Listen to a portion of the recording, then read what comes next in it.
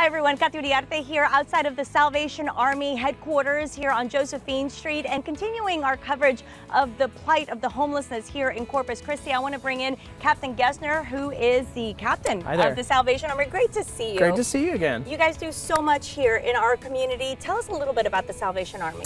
Yeah, so the Salvation Army has been in this community for a very long time, and so here in the community, the Salvation Army does a lot of things. Right behind us, this building right here, is our building where we have our, it says Social Service Center. Yeah. The lower part, we have our offices for our case managers and also the families and children. So families that have children will come to this building if they work through our program.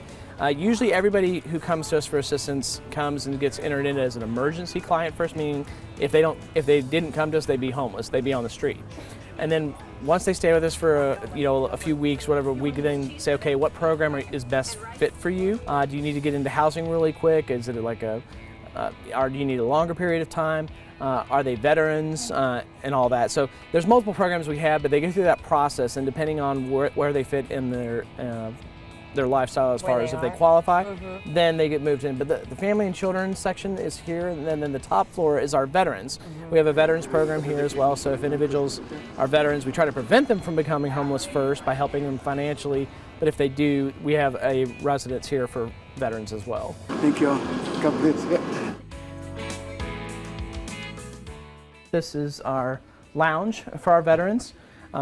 Because of our grants, one of the things is when a veteran comes to us for assistance that they're homeless, we want to make sure that as much as they've done for our country, that their stay with us is as pleasant as possible. And so our veterans here, they have their own washer and dryer, they have their own kitchenette with a refrigerator here, a microwave, and then they have their own lounge, as opposed to the lounge for the general population of the shelters. Cheniere Energy actually partnered, and they have donated a sum of money to replace all the furniture for our veterans, including the lounge, TV, all that. It's gonna be nice. It is. It's going to be very nice. Cheniere. We're very grateful for Cheniere and the partnership with them and their investment and truly love for our veterans and the country.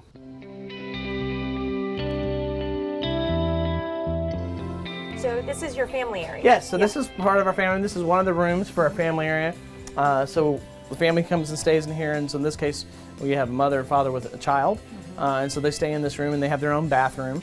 And so they'll stay here, again, on average, depending on the program, for about 2 to 3 months, and possibly longer if they're doing more of the transitional housing for longer periods of time. That can be from 6 months to a year.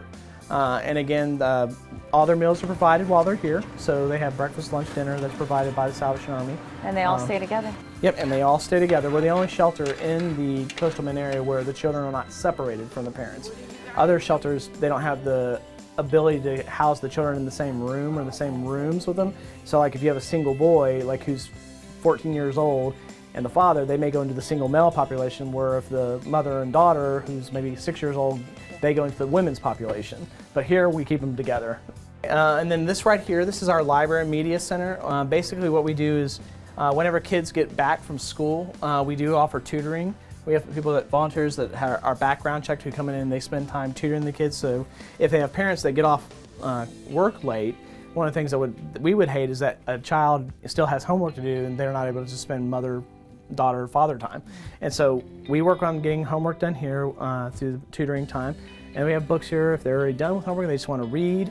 But we keep this area open for them. But it's always monitored to make sure it's safe.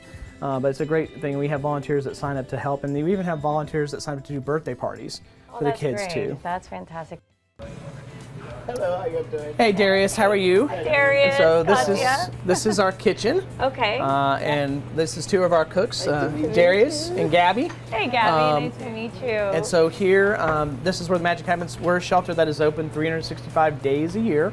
So there's never a closing, and that includes making sure that meals are provided every day of the year. Including here. Christmas, Thanksgiving. Christmas, Thanksgiving, and in fact, at Christmas Eve, we actually do a special Christmas Eve lunch where the public's invited for that. And then we also do that on Thanksgiving Day as well.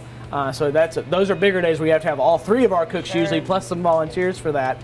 But it's food with salad. Yeah, we have salad, we have fruit here, so we have we always make sure we have a salad option and fruit here as well as your other full course meal. And they do a great job. In fact, I believe actually your station actually did a story about 6-7 months ago about the quality of the food here and how people are telling the news, this is the place to go for a meal. So which we're excited. They do a great job, but it's not an easy task on them feeding as many people as we do. Well, job well done. Nice to meet you guys. Thank you. So with this tour, we really get a better picture of everything that the Salvation Army has to offer. There's so much more, including the food pantry and so many other things. But what's the future in Captain Gessner? The future's really bright. We have a new building that's going up to replace the families and veterans section here at this building that we're in. It's going up on Buford. In fact, construction's started now, so people are driving by Crosstown, they can see that. And then in a couple more years, we're going to have phase 2 of the project, which will be the single men's dorm. You've got these buildings that are from the 50s, and you're really just trying to move forward and help as many people as possible. It's a great job that you guys do, Captain Gessner. Thank you. Thank you so much for showing us around. And listen, the Salvation Army can always use volunteers. This is a great place to volunteer, and they can also use your help with monetary donations. We have the links to where you can go for more information just down below. Katy Uriarte reporting